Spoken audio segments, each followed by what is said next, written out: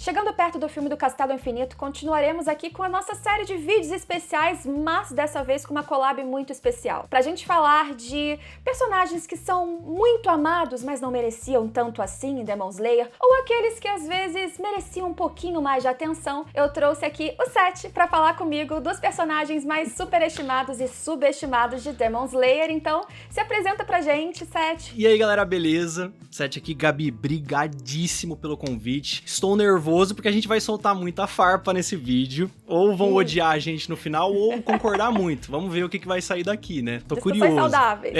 Mas a gente vai ser na boa. Vai ser uma conversa construtiva, cheia de argumentação. E eu acho que vocês podem concordar bastante com a gente no final desse vídeo. Tomara, eu espero. Ou não, né? Vai comentando aqui embaixo, deixando a sua opinião, discordando. Comentem muito, inclusive, porque o assunto é polêmico, mas é interessante. Não, com certeza. Começando a lista com os personagens desmerecidos, aqueles que mereciam mais atenção, que são subestimados na história, que eventualmente o fandom não gosta, não comenta, acha que é fraco quando não é. E o primeiro nome dessa lista é o Hashira da Névoa, Muichiro Tokito, que eu tenho muita pena dele por dois motivos. Primeiro, porque o passado dele, como de todo mundo, foi extremamente triste. Segundo, porque o garoto, ele é um prodígio, e ele é um moleque mesmo, mais novo que toda a galera desse anime quase, e as pessoas começam geralmente a tratar ele como fraco. E mesmo depois também do arco da Vila dos Ferreiros, que deveria ser o ápice, pô, ele despertou a marca dos caçadores, o primeiro pilar que a gente viu despertando mesmo a marca, ainda assim acham que ele é fraco, porque ele derrotou uma lua superior,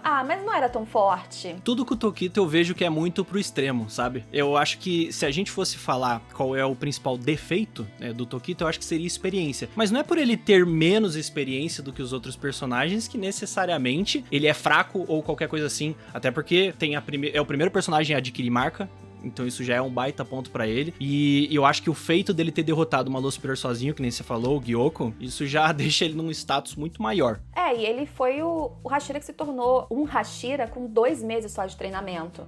Então assim, dá pra ver que se ele continuasse treinando, o nível dele possivelmente seria extremamente alto. Gente, eu não avisei, mas esse vídeo terá spoilers do mangá, porque não a gente tem como, vai né? precisar não tem como ter falar alguns disso. argumentos. Exato, vai precisar de alguns impossível. argumentos mais pra frente, inclusive Castelo Infinito pra lá, porque, por exemplo, você percebe que não é só uma questão de ele nasceu assim porque sim, mas ele tem uma questão consanguínea, né? Sim. Ele vem da família do, por exemplo, atual, ainda na história, Lua Superior 1. Sim, tem toda a questão de linhagem. Quando a gente fala de linhagem, estamos falando de sangue, estamos falando de exatamente o porquê ele é um prodígio. Não é à toa. Eu acho que não seria jogada essa informação pela autora pra gente à toa. Ela justificou, deu uma base pra ele ter essa força, e o que acontece realmente é, como o Seth falou, ele tem um menor tempo de treinar, Sim. de ter tido algumas experiências. Imagina ele com assim, 21 anos. Nossa, tá maluco, pô. Outra coisa que eu acho que contribui muito pra acharem ele menos interessante é porque ele realmente é inexpressivo, ele é fechado, ele não é carismático, ele não é de sorrir, o que se explica no arco da Vila dos Ferreiros, né? Quando Sim, contam toda a questão o passado, dele. quando explicam como ele internalizou traumas, tem um estresse pós-traumático que fez ele esquecer das coisas realmente, de si mesmo, e ele se redescobre não só recuperando as memórias, mas com o gatilho clássico do Tanjiro na história, que vai, né, Não, ele sempre tem aqueles algum impacto puxões. direto na vida de outro personagem. Inclusive, isso é uma coisa que fala, saindo um pouco do assunto, mas que se fala muito do Tanjiro, né? Que ele não é exatamente o protagonista mais forte de todos na história, mas ele é muito importante pra tirar a força de quem ele vai passando de outros ao longo personagens, da sim. jornada. Ele vai ter um impacto direto na vida dos outros, justamente porque o jeito dele influencia, seja conseguindo fazer o personagem que ele tá influenciando tirar o melhor dele, ou às vezes, no caso do Tokito, como a gente viu, ele desencadilhando lembranças e fazendo ele relembrar quem ele é por dentro, e eu acho que é um personagem que tá ligado diretamente a todos os outros. E sobre o Tokito ainda, eu acho que, além da sua persona não ser muito carismática, e ok, eu entender isso do fandom não abraçar, e das pessoas talvez não assimilarem o quanto ele é forte, eu acho que realmente existe um preconceito por construção de personagem, que é uma Sim, questão tempo que a de gente tela, pode né, abordar em outro vídeo que vai sair no canal do 7. Spoilers! Exato. Mas eu acho que Demon Slayer não teve muito espaço para mostrar o potencial de certos personagens. Sim. E este, né, o Hashira da Névoa, foi sem dúvida um dos exemplos que mais saiu prejudicado. Esse é o pecado de você ter 9 Hashiras. Você vai ter que explorar 9 personagens. Vai dar tempo? No caso de Kimetsu, a gente sabe que tem muitos que saíram prejudicados. Ele é um deles. Mas merecia mais. Se for colocar... A gente não tem um ranking oficial de forças exatamente dos Hashira, né, nessa história. Mas ele, sem dúvidas, é colocado num senso comum, como o top 5 ali fácil, assim. Sim, com certeza. Com certeza. Top 5, porque ele realmente é muito, muito forte. Tanto a galera do Power Scaling já, meu Deus, surtando nos comentários. O quê? Mas ele tava lá segurando com vontade a luta com a Lua Superior final, né? Então não tem como. O menino é bom. Não, o menino merece. Bom, pessoal, eu acho que a nossa o segundo personagem pra nossa lista aqui no geral, Genya Shinazugawa, que todo mundo sabe o quanto ele é desmerecido, principalmente pelo fator de que ele não usa nenhuma respiração, e isso automaticamente acaba colocando ele mais pra baixo em diversas listas. Você pode ver pela internet o tanto que desmerecem o menino, é brincadeira. E olha que ele é o único que usa a respiração do Rio de Janeiro, tá? Ele é a respiração do pipoco, pô. Se você não conhecia essa, Gabi, tá eu tô fazendo o papel aqui de vocês, rapaziada. Tô fazendo o papel de olha todos que vocês. Eu não sou do Rio, mas eu sou do estado do Rio, originalmente. Nossa, é um absurdo. Eu não sabia então disso. você vai ter que representar o Genya. Nossa, e assim, sendo sincero, falando pra galera, eu acho que o Genya merecia muito mais, porque ele é um personagem que, se a gente for lembrar, por exemplo, do combate com a Lua Superior 1, a gente infelizmente tem que citar aqui, ele foi essencial pra essa vitória. Não teria como vencer sem ele. E aí, como com um personagem tão importante numa luta, num combate tão vital pra obra, sem ele, não tem como vencer. Então ele merecia mais reconhecimento, o personagem por si só. E assim, se a gente for falar, por exemplo, de desenvolvimento de personagem, a gente teve momentos sim com o Sanemi, toda a questão da dualidade dele junto com o seu irmão mais velho, mas mesmo assim ainda fica a sensação de que merecia mais. O que eu acho que é fundamental do Genya também é que, poxa, ele não conseguiu chegar no que se espera geralmente na escala de crescimento de um espadachim, né, nesse universo que seria do exterminador de Oni, que seria conseguir dominar uma respiração, mas ele conseguiu fazer algo, ter uma técnica, fugir totalmente ali do padrão e ser extremamente útil através daquilo. O cara come. Mesmo na dificuldade, achar uma maneira de conseguir superar isso, que é exatamente isso que você falou, de conseguir as habilidades. Consegue se regenerar, conseguir forças absurdas e um power-up, assim, que ninguém imaginou. Sim. E que nem os Onis não, na própria terceira temporada, no arco da Vila dos Ferreiros, quando o próprio Tanjiro fica sem entender. Ué, como assim? Você tá comendo uma árvore? Ele literalmente aparece comendo uma árvore. Mas eu acho isso, inclusive, que é um ponto que poderia ter sido talvez mais explorado, né? Pra poder dar mais ênfase nessa superação de dificuldade dele. É arranjar outro meio pra superar ele não poder usar uma respiração, por exemplo. É que é tudo muito sutil, né? É ele se sentindo meio frustrado, tentando se superar, a relação dele com o irmão, que ao mesmo tempo também parece que tá achando ele pouco, né? Faz pouco dele, né? O irmão dele acaba fazendo pouco dele. E ele ao mesmo tempo querendo se provar pro irmão a todo momento. Enquanto a gente fica naquela coisa de, você é irmão do cara, é só tratar ele bem, pô. Mas tudo bem, tudo bem. Uma pena também porque dentro de uma história que tem tantas respirações, tantos mesmos parâmetros de personagem, um cara como o Genya era pra ser bem valorizado. Porque ele vem justamente pra fugir, sabe? Aquele ponto fora da curva. Na batalha traz uma dinâmica de ação diferente. Sim. É uma surpresa pro inimigo também. Então, eu fico com pena porque, de novo, infelizmente, Demon Slayer, te amo, mas muitas vezes a falta de páginas e capítulos a mais de desenvolver eu assino embaixo. Assino embaixo. Acaba deixando a história e alguns personagens mais desvalorizados do que deveriam, porque a gente acaba gostando mais daqueles que têm mais tempo de tela, não necessariamente os que são mais interessantes ou melhores, sei lá, promissores numa narrativa, mais diferentes. Não, é quem a gente mais tem contato. E num terceiro lugar de subestimado, a gente precisa falar do talvez, tá? Vou dizer que talvez realmente o Hashira mais forte de todos. Se não mais forte, o mais ali que tem presença. Mais importante pra todos ali, né? Ele é o líder, ele é o paizão, ele é sensível e ele é forte pra caramba, querendo ou não, e é bem experiente, é o mais velho. Gyomei, o Hashira da Pedra. Aquele que também, né, pra variar, teve seu passado mostrado lá pro final, recentemente na adaptação do anime. Então ele era muito uma figura silenciosa, que chorava, ninguém entendia muito bem o que acontecia com ele. Então o cara que ele não luta com espada, ele luta com uma arma, que eu até vou colar aqui do que eu coloquei, a colinha, a colinha, que é inspirada numa arma ninja chamada Kusarigama, gente, se tá falado errado eu não sei, vai aparecer aqui na legenda, espero, editor, muito obrigada. Mas que é justamente aquela arma que, através de uma corrente, liga uma bola cheia de espinhos e uma foice, ou seja, gente, é muito badass, é muito diferente. Não, e ele é diferenciado exatamente por conseguir... Cara, ninguém usaria essa arma se não fosse ele.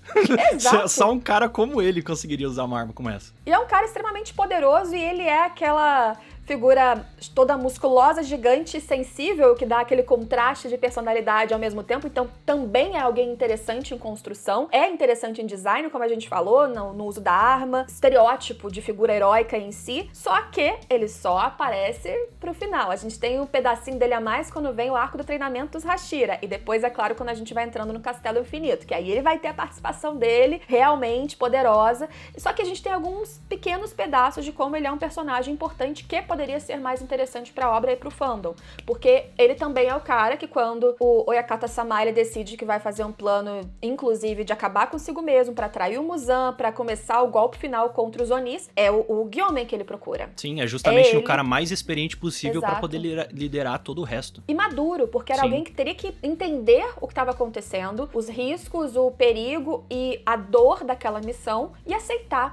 Respeitar, né, a decisão, é exatamente como você tá falando, no final das contas não é só uma questão de você, beleza, eu tenho mais experiência, mas é a maturidade, é você ser sábio pra respeitar a decisão do seu líder, que é, né, o chefe deles no fim das contas, apesar de não agir como um chefe. Então eu acho bonito, eu acho meio poético até essa relação do Gyomei com o chefe. Ele sempre teve essa noção de hierarquia, respeito e amor pelo líder que ele carregou dali pra frente. E se a gente pensar nos pilares, nos Hashira como uma unidade, é muito importante que o líder seja alguém realmente muito sólido, maduro, que saiba direcionar, porque você vê que os Hashira ali são vários novinhos, né? Então a galera imagina o Sanemi de líder. Imagina o Sanemi, não dá certo. Como é que você vai deixar alguém que é descontrolado liderar todo mundo? Não tem como. E é todo mundo se bater ali, brigar o tempo todo, não dá. Tem que ter o alguém pra Tomioka, gritar, coitado.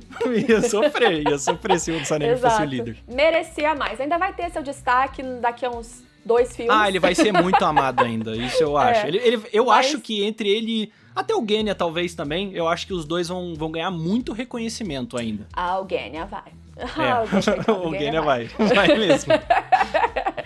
Não, eles vão. Todos os Hashira terão o seu momento. Eu acho que, infelizmente, dessa lista até agora, o Tokito, ele é o que talvez ele talvez tenha mais momentos de brilho, mas comparado aos outros, eu acho que ele não vai ser o que mais momentos vai ter pra brilhar, no fim. É o jeitinho também, eu acho que o pessoal acaba não comprando. Pra fechar, pessoal, a nossa lista e o nosso lado dos subestimados, vamos chamar aí o nosso candidato Tengen Uzui, porque olha, eu nunca vi um personagem que é tão desvalorizado na fandom. E a gente tem diversos exemplos durante a história de coisas incríveis que ele fez. Só puxando alguns de cabeça, vamos lá. Tá envenenado contra a Lua Superior 6, que as pessoas gostam de falar, mas ele lutou contra a Lua Superior mais fraca. Mas é a mais fraca, mas ao mesmo tempo é uma lua que tem um contexto de veneno, de que não é qualquer um que conseguiria performar contra ela. Então o fato do Uzui ter lutado envenenado, sem braço depois de um tempo, no final ainda perde o olho, eu acho que é uma questão que falta um pouco de interpretação talvez para as pessoas, justamente para entender de que tem coisas a serem analisadas a favor e não de demérito pro personagem. Isso é uma coisa que eu nunca vou entender, mas tudo bem. Não, e eu acho assim que o Uzui, ele foi o primeiro a derrotar uma lua superior a 6, beleza, mas ele derrotou uma lua superior antes de todos os outros da geração, sem ativar a marca do caçador. Sem marca, exatamente. Então assim, ele não teve nenhum upgrade ali. Querendo ou não, ele também estava numa missão que pra ele era muito mais pessoal. Ele queria salvar uma das esposas, ele estava lutando com as outras, querendo impedir que as outras também se machucassem. E ainda protegendo então, todos os mini discípulos dele, exato, né? Tanjiro, porque a galera ali Zenitsu, era mais Inosuke. novinha. tinha lá, não tão experiente. Então, era todo um contexto difícil pra ele conseguir lutar. As pessoas diminuem simplesmente porque foi uma lua superior 6. Em tese, no ranking não é o mais forte, mas ele não sabia da marca, ele não teve o tempo do treinamento Hashira, ele não teve toda aquela preparação e informação que os outros tiveram depois. E Gabi, você falou dessa questão de proteger o entorno. As pessoas usam isso de argumento pra favorecer o Rengoku, por exemplo. O Rengoku, Exato, porque o Rengoku protegeu todo mundo do trem. Mas e o Uzui protegendo as esposas? E o Tanjiro e os Zenitsu? Então, né, pessoal, vamos medir certinho, né? Vamos dar uma ajuda pro homem, pô. Fora que ele é maravilhoso, gente. O carisma, esse aqui, assim, pra mim é o máximo carisma. Você diria que é o mais carismático de todos os Hashiras? Eu acho que sim, né? É o meu favorito, então sim. Eu acho que ele...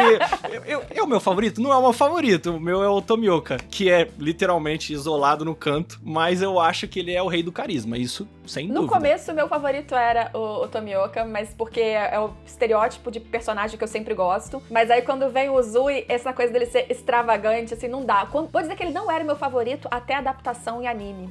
Mas ver o Uzui animado e a trilha sonora... E a dublagem também assim, é maravilhosa dele. Nossa, funciona muito bem. Muito bem. Realmente, gente, se você não valoriza o Uzui, valorize agora. Tá na hora. Merece tá na hora de tudo. valorizar mesmo. Se aposentou porque é um cara de família. Família de 4, mas ele cumpriu a promessa, né? Outra coisa que muita gente não entende. As pessoas falam que ele se aposentou por conta da luta com o Lua Superior 6, mas não é por conta da luta, é por conta da promessa com as esposas. Exato. Sempre foi dito isso. Não era uma incapacidade de continuar lutando, não é uma questão de agora eu não consigo mais, eu tô debilitado fisicamente. É porque ele quis, é porque já era algo que ele tinha já acordado com as esposas, já tava uma coisa. Era uma vontade deles de poder sair dessa vida Exato. agitada, né, de caçador. Então, assim, ele já tinha uma obrigação de lutar, de se arriscar e arriscar as esposas também, desde sempre. Ele sofria Imagina com o peso isso, disso, não é né? só... Não é só você se arriscar, você arriscar os outros deve pesar muito mais. É as duas coisas, é ele arriscando as esposas e também a dor que ele causaria, não em uma, mas em 3 esposas, se ele também morresse. A filosofia que ele carrega eu acho muito legal, até porque tem um episódio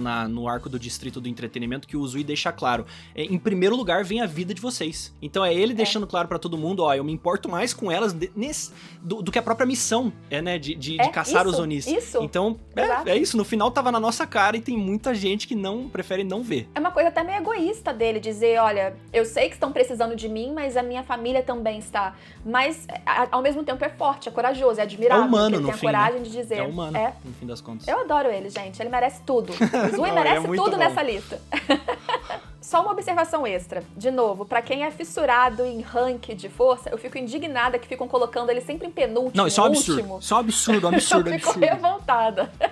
Revoltada, de verdade. Porque primeiro que a gente não tem ideia, porque vocês estão comparando de novo caçadores que despertam marca depois com o Uzui num outro momento. Então não dá pra fazer essa comparação. Não, e assim, outra coisa, Gabi, se for pra ser justo, até dá, porque a gente tem um ranking de velocidade feito pela autora, mas sem marca, obviamente, é sem marca, né? Isso. Porque senão teria outros personagens na frente dele. Mas se a gente for analisar o ranking sem marca, tá ali. Ele é o mais rápido, a gente viu ele teleportando por conta do treinamento ninja, porque tem isso ainda também, né? Ele tem esse lado ninja que consegue somar com todas as outras habilidades dele. Então eu acho que é um combo bem perfeito até. Defendo o Zui pra sempre. Você também comenta aí. Bom, começando a nossa lista, o nosso lado dos superestimados, eu sei que vai doer no coração de muita gente que eu vou falar. Meu Deus do céu, não me massacrem. Eu tenho tatuagem do homem, não me matem, por favor. Rengoku. Estamos falando do Hashira das Chamas, que obviamente é um personagem muito legal, a gente adora ele, só que é uma questão de que ele é ultra valorizado pelas pessoas por conta dos feitos ali em pouquíssimo tempo de tela que a gente teve ele. A gente conhece o Rengoku no arco do Trem Infinito e logo em seguida ele já é colocado numa situação de enfrentar uma lua superior, então automaticamente isso faz a gente ter uma noção talvez distorcida, se é que eu posso falar assim, de ver ele numa situação que exige muito e ele quase que entregando de certa forma. A gente vê ele lutando com uma casa e no anime pelo menos é uma sensação muito diferente do mangá. No mangá é uma luta ultra rápida, que não tem quase nada de combate, dá pra dizer que é uma humilhação assim com o nosso mano Rengoku. Enquanto no anime a gente tem ele realmente tendo destaque, tendo um combate muito interessante com a casa, só que no final das contas o desfecho é o quê? Ele morrendo e fazendo o sacrifício de certa forma pra defender todos à sua volta. Então a sensação que fica no coração das pessoas eu acho que é mais mais carinho e amor pelo personagem do que necessariamente pelo que ele é de fato. Não sei o que você acha disso, Gabi, mas eu vou muito por essa linha. O Rengoku foi muito favorecido também pelo marketing, por 2 motivos. Primeiro, que ele saiu com um arco primeiro que foi transformado num filme que foi um super sucesso. Então, assim, o marketing já vende ele de uma maneira, assim, estrondosa.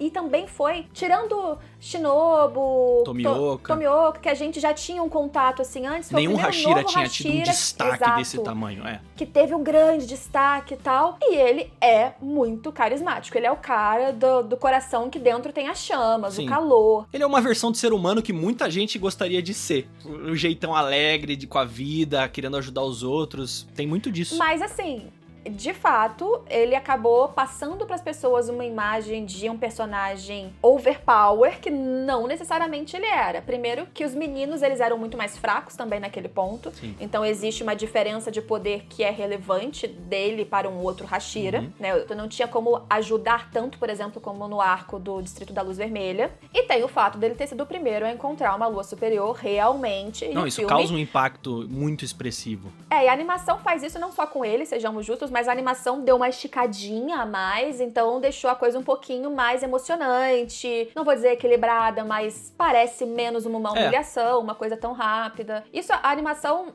ela também acaba valorizando muito mais as lutas, e é por isso que eu acho que o que reclamam, e eu também senti muito rápido do final, provavelmente com 3 filmes vai ser bem melhor. Mas o efeito disso aqui, no arco do Trem Infinito, foi trazer uma imagem pro Rengoku de uma coisa muito maior do que ele era. Eu entendo a galera falar que ele é fofo, que ele é muito legal, que ele é aquele amigo que você queria ter. Ele é o nosso churrasqueiro, é quem a gente chama pra fazer o churrasquinho. Coitado, trabalhando, ele quer comer, na verdade. Ele só quer ser feliz.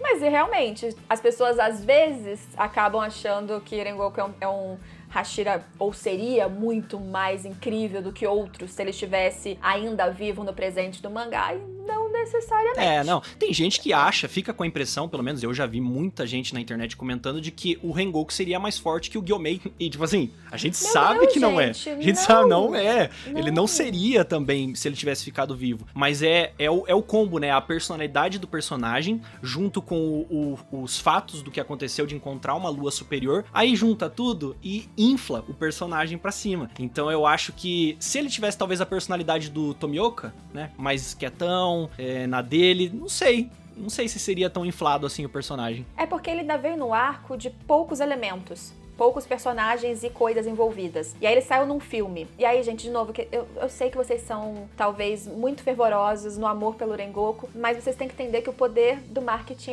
ele mexe no seu coração. Então, tanta coisa sendo vendida, merchandising, propaganda e não sei o que, clipes na internet. A quantidade de edit que teve do discurso motivacional dele, que, diga-se de passagem, é muito bom, tá? Exato. Não é à toa que a frase que eu tenho tatuada é incendeie seu coração, porque é muito bom. E mexe com a gente. Eu acho que é isso, é o carinho que a gente tem pelo personagem, às vezes. Agora, ele não ia ser mais forte que Pilar da Pedra, não gente, eu sinto muito. Só é maluquice, desculpa. Não tá bem, não. Até porque é uma coisa que eu acho muito legal nele até. Ele, diferente do Hashira da Névoa, ele não é um prodígio. Ele é um garoto que ele queria ser um pilar contra a vontade do pai, que na verdade não queria que ele sofresse as coisas que ele sofreu, mas enfim, diminuiu pra caramba o filho, e ele foi contra a vontade do pai, ele foi contra as perspectivas, e ele se esforçou muito pra conseguir virar um pilar. Não foi aquele que, nossa, olharam pra ele e falaram, com certeza ele vai ser o pilar rápido. Não, ele teve que treinar. Não, muito trabalho duro, esforço pessoal, a próprio aprendizado dele da respiração das chamas foi com um guia que não tinha todas as informações, tanto que a gente não vê o Rengoku usando todas as formas da respiração das chamas. Então, tudo que ele conquistou ali é mérito dele, com toda certeza. Mas, no final das contas, julgando, comparando com outros personagens, a gente sabe que ele é ultra valorizado. Pode amar ele, gente. Pode amar, tá liberado. Desculpa. Na hora que falar do Tomioka, ai meu Deus.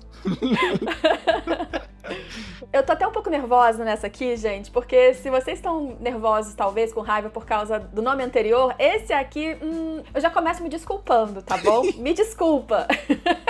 Mas o segundo nome de personagem superestimado é a queridíssima fofa da Nezuko. Me explico. Olha só, ela é fofa, ela é muito querida, mas muitas vezes ela é só isso e ela prometia muito mais. Porque assim, é um conceito legal. Um Oni que foi transformado ali numa tragédia, a única sobrevivente da tragédia com a família Kamado, fora o Tanjiro, é claro, e ela consegue não se alimentar de seres humanos e ainda assim ela tem uma força muito grande, ela mantém uma lealdade, um senso de proteção, um amor, uma mistura do que vem dela com a relação com o irmão, com o que o Urokodaki fez também de sugestão na cabeça dela. Então tem toda uma mistura pra fazer o que ela foi, e ela chega nos arcos, ela vai tendo pequenas participações. Eu fui até mapeando pra poder fazer esses nossos pensamentos dessa lista anteriormente, e ela tem pequenos ápices, fora alguns suportes. Ela tem alguns que a gente consegue nominalmente aqui lembrar, sei lá, contra a luta contra o Rui, que aí realmente ela desperta o Kekijutsu. Não, ali ela foi importantíssima. Pois é, não é que ela por si só foi sensacional, mas ela foi fundamental e maravilhoso, foi uma coisa que mudou o desfecho da luta em si. Ela tem também depois umas participações de suporte aqui e ali numa luta, e ela só volta a brilhar mesmo quando a gente volta de novo pra Vila dos Ferreiros, Sim. sabe? Então demora muito, e depois, spoilers aqui do final, chega no final, e a Nezuko, que poderia ter uma grande participação, que ela prometeu tanto, é a Oni que andava sob o sol. Eu entendo que ela também era a parte crucial da descoberta pra cura, mas ela simplesmente some. Não, ela fica de escanteio desaparece. completamente.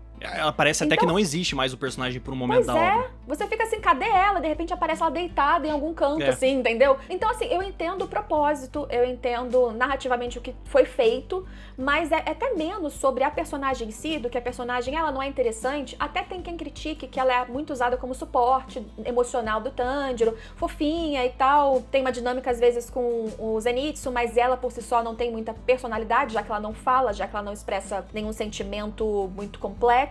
E ok, isso pode ser uma crítica, mas o que eu acho que coloca mais ela nessa lista é como ela foi subaproveitada, como ela podia ser muito mais e ela não foi. Então muitas vezes eu acho que a Nezuko realmente, infelizmente, ela é mais amada porque ela é irmã do protagonista, ela tá com a gente desde o começo e ela é fofa, do que a personagem em si, que é mais esvaziada do que poderia ser. Fazer o quê? Não odeiem a gente.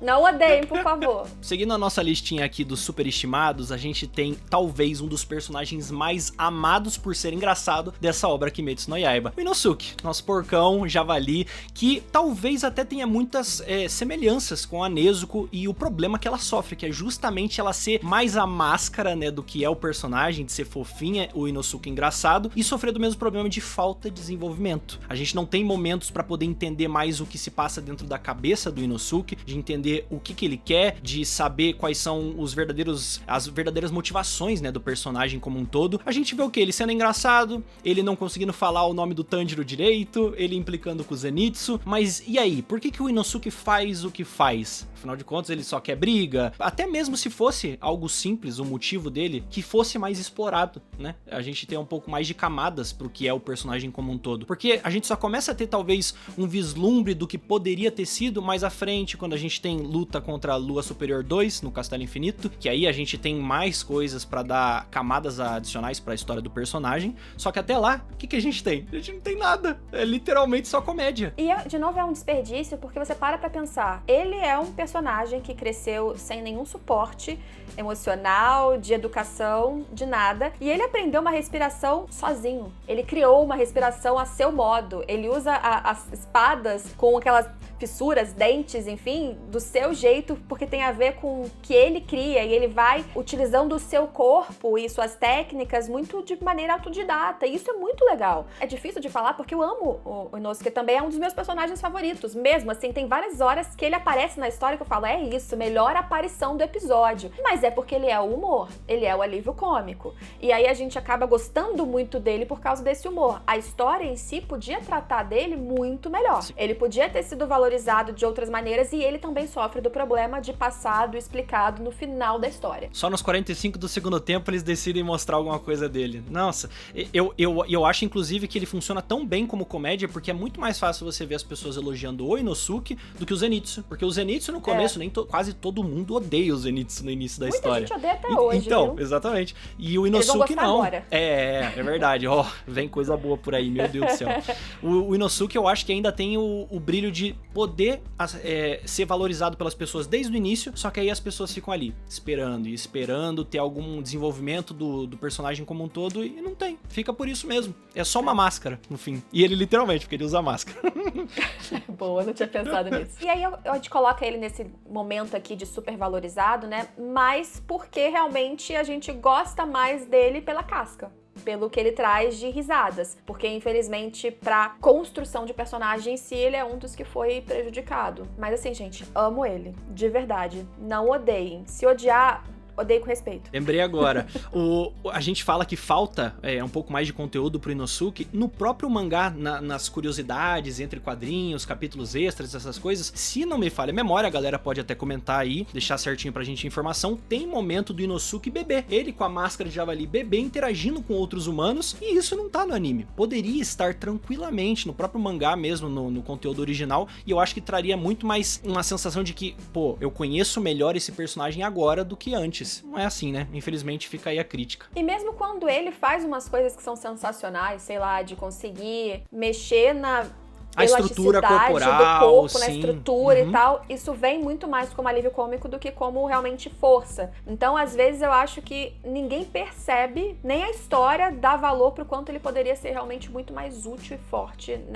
nessa estrutura. E eu não tô falando aqui como se ser forte fosse o único quesito pra alguém merecer algo ou não, tá? É só porque, de novo, o personagem, ele acaba ficando, no caso deste, muito uniforme. Ele tem uma única faceta de ser engraçado. Todo o resto, do lado emotivo, quero dizer, na construção psicológica e emocional, e também o lado de guerreiro e força e qualidades físicas que ele tem, isso acaba em segundo plano. Sendo sincero, eu acho que a primeira vez que a gente vê qualquer coisa emocional da parte dele são em 2 momentos e só, que é depois da luta do Rengoku, né, que a gente vê que pela primeira vez o Inosuke tá chorando, isso é um evento, né, inclusive isso me arrepia inteiro, porque é muito bom esse momento, e poderia ser explorado mais vezes, a questão do sentimentalismo dele, porque ele não é um cara que sabe o que é ter emoções. E até meio irônico isso, se for ver, ele lutar contra o Doma. Nossa, é verdade. Aí, somos Sherlock Holmes, pronto. E eu ia até falar, a segunda vez que também tem esse momento de explorar mais o que ele sente, é contra o próprio Doma, porque aí tem ligação com a mãe dele, que ele mesmo que nem sabia que tinha mãe, ele não bate bem da cabeça, né? A gente já sabe disso. Então é um personagem que, fazer o quê? Poderia ser muito mais. Mas a gente ama, tá? Não. Não fiquem com raiva. Tamo junto. E o último personagem superestimado dessa lista, vou dizer pra vocês que eu descobri recentemente, inclusive com o nosso amigo Seth aqui, que as pessoas amam muito ele, porque pra mim era meio que novidade, eu achava que era um nível normal de amor. Mas parece que muita gente ama demais Obanai, o Hashira da Serpente. O Hashira que até então teve pouquíssimas aparições no anime, menos ainda se fosse no mangá. Nossa, no mangá, coitado. Que, de novo, é uma questão da história, a gente pode falar isso em outro momento, vai no canal do Seth depois que vai ter um vídeo sobre isso. Mas Obanai, eu agora descobrindo que as pessoas o amam muito, sinceramente não faz sentido. Primeiro que é um personagem que realmente ele é pouquíssimo trabalhado. Segundo que quando ele tem um destaque de importância, tudo que acontece com ele em relação à força, à própria respiração, à luta que ele participa é muito do nada. Então, pra quem aqui é fã de explicações e crescentes... Não tem. Não tem nada. Não ele há. Literalmente desbloqueia quase ou todos praticamente, boa parte dos poderes extras aí que a gente vê ao longo da obra. Enquanto tal personagem precisa ralar, treino, ele não. Pronto, recebeu todos os poderes, claro, num momento crucial, que precisava realmente ultrapassar limites, mas assim, não tem explicação nenhuma, ele só consegue lâmina vermelha, ele consegue marca do caçador, mundo transparente, então fica aquela coisa de, pô, não parece meio forçado, né? Parece que é meio, assim, exagerado demais. Tudo bem, né? A gente pode colocar naquele conceito do próprio mangá de que ele colocou o corpo no limite, as coisas foram acontecendo, era um momento vital realmente ali naquela batalha, mas eu acho que o que faz muitas pessoas, estou aqui especulando, tá? Amarem muito ele realmente é pela força do sentimentalismo da relação dele com Mitsuri. Pode ser. Porque aí eu já vi muito chip dos dois, muita imagem, muita fanart, isso há muito tempo. E eu acho que até o passado dele ter uma pegada mais sentimental sentimental, no sentido de se sentir desvalorizado, menor, e aquilo influenciar um pouco da falta de confiança dele pra se aproximar da Mitsuru, eu acho que ele acabou sendo todo construído posteriormente pra encaixar nesse romance. E esse é um passado que poderia ter sido, talvez, encaixado antes de outra maneira pra dar até mais impacto, fazer as pessoas gostarem do personagem antes de chegar na batalha final, que pra mim, quando fala isso em voz alta, é um absurdo ter um Hashira que a gente só foi conhecer mais na batalha final. É um Hashira que eu lembro que quando a gente, lá atrás, já tinha todos os passados, realmente faltava só o dele. Se eu não me engano, o vídeo que eu fiz de passados do Hashira, não tinha o dele ainda. Nossa, assim, pra há você tanto ver. tempo que não tinha, não existia. Então ele veio no último segundo, que não justifica absolutamente, porque não foi também uma construção tão sublime Não foi. para as pessoas de repente começarem a amar. Não dá. Não, deixa nos comentários pra gente o porquê que você acha que as pessoas amam tanto o Obanai, porque eu juro, na minha cabeça não faz muito sentido. Eu não sabia, é uma novidade recente pra mim, eu realmente quero entender, porque pra mim não faz qualquer sentido. A gente poderia colocar alguns outros aqui nessa lista de personagens mais interessantes, que mereciam mais. Agora, o Obanai é, sinceramente, dos pilares, ele é super legal, tem a serpente, o esquema de batalha dele, assim, incrível, mas, infelizmente, Não dá. Gente, de interessante, verdade, melhores. fica até de desafio pra vocês. Digam, sei lá, 3 coisas super boas que o Obanai tem pra ele ser um personagem tão amado. Porque eu não sei se tem 3 coisas super boas. Sincero.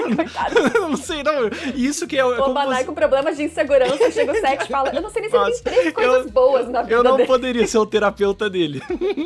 mas é o que você falou. O estilo de combate dele, muito legal. Até porque a gente já viu sendo representado no anime há pouco tempo, na 4ª temporada. Que, inclusive, a cena dele lutando é um adicional do anime, né? Uma cena original, não tava no mangá. O que é muito bom. É que é Parabéns, muito boa, anime. diga-se. Nossa, fantástico, assim. O estilo dele é legal, ele tem um visual marcante, então ele tem todas as características que eu acho que um personagem, pra ser popular, tem. Ele tá ali, marcando todas. Mas, fazer o quê?